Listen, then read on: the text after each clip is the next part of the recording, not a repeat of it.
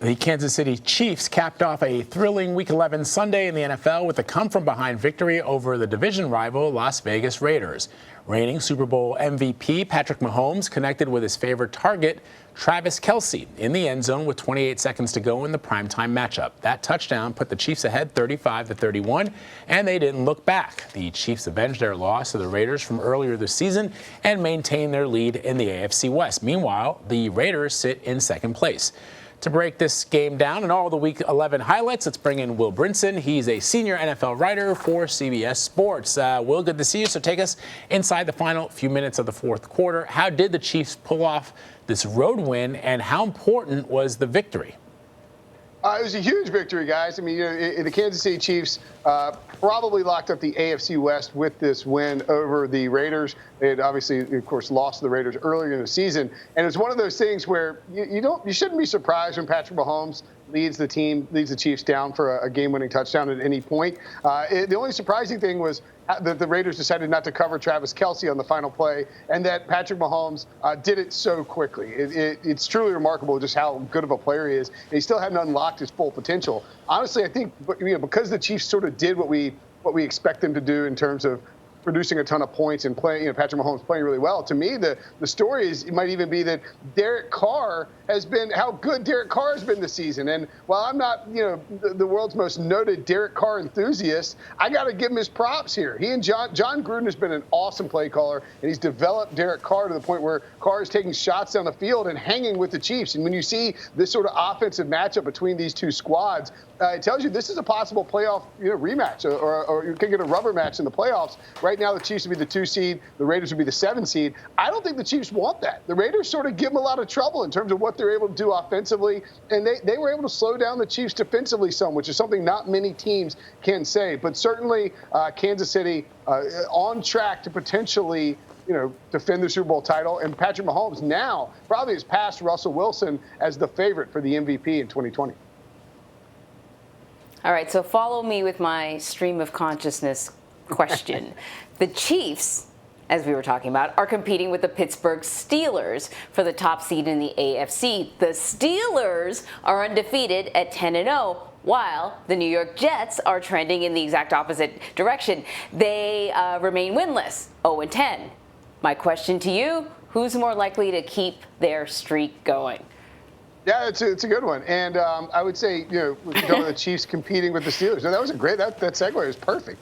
If you think about the Chiefs competing with the Steelers, let's not forget that the Jaguars are competing with the Jets. They're trying out Jake Luton and his 4 picks and 20% completion rate, and they're trying to sink down to the level of the Jets. So watch out for them as a sleeper to walk down New York. I would say it's more likely that the Jets finish the season winless than the Steelers finish it undefeated. We've seen Pittsburgh sort of sleepwalking games in the past. They also have a matchup against the Ravens on Thanksgiving night, which is not going to be easy. And while they do have a good schedule, running the table and going undefeated is just hard to do. However, we've seen lots of teams recently, frankly, go winless. And as Frank Gore, look, I love Frank Gore. He's a guy who's just taken on Father Time head first. Joe Flacco, great hair, great beard. But look, these guys shouldn't be starters in the NFL in 2020 if you think you have a decent team. And the Jets are not a decent team. The Jets are awful. Adam Gase is a terrible coach.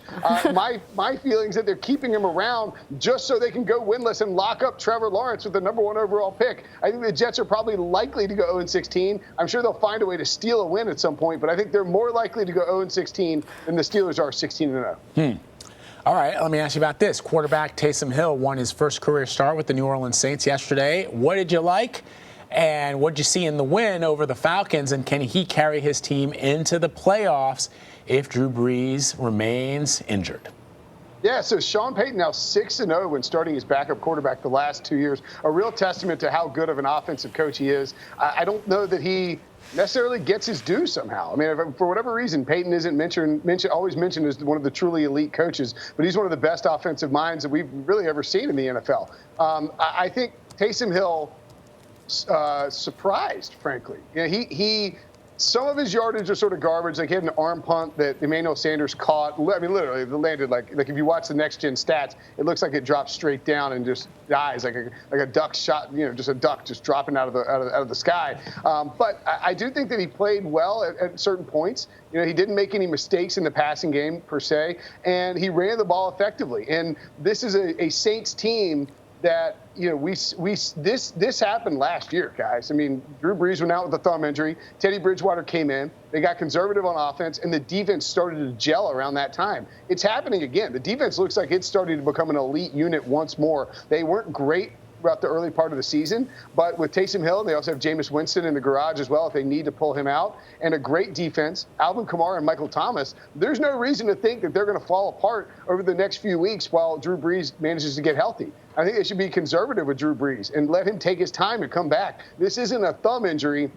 where, you can come back and sort of fight through it. I mean, this is a lung injury and like 11 or 12 fractured ribs. You got to be careful. You got to heal up. You got to do what's best for the team over the long haul and your personal safety. And I think they will be just fine. It won't be perfect football. Taysom Hill isn't going to be, Tom Brady, 2007 Tom Brady or anything, but he's going to play well enough to keep them in the hunt for sure.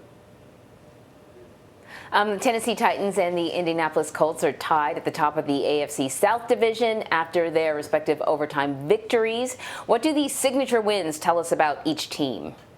I love that question. One, I would say that the Colts are capable of beating anybody, and I picked the Colts to win the Super Bowl. I'm feeling pretty good about it today. They still got to deal with the Steelers and the Chiefs and the Ravens, but I think they can hang with all those teams. I really do believe that the Colts are an elite AFC squad. I would be a little concerned about the way they closed out that game against the Packers, though. You're trying to grind out a 2-minute drive and end the game, and all of a sudden you're 40 yards back and you can't stop getting holding penalties.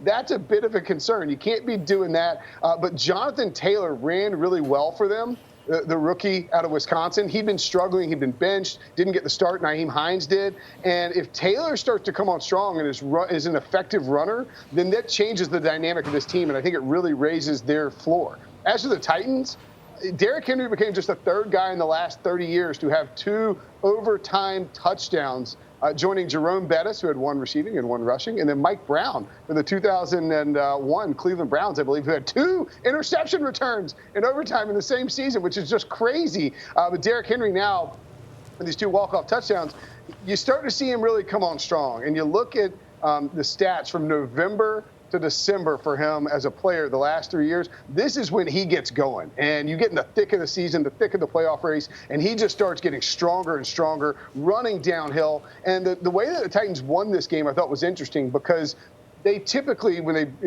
they beat the Ravens last year in the playoffs, had a lead and wore down on them. Here they were down 21-10 in the third quarter and managed to come back. And I think that tells a lot about the makeup of this team and what they can do. Defensively, still a lot of questions, but their offense is starting to really get going with Henry. And I would be on the lookout for him to have a big close to the season. These 2 teams battle, of course, in Week 12, and that's going to be a big defining moment for the AFC South.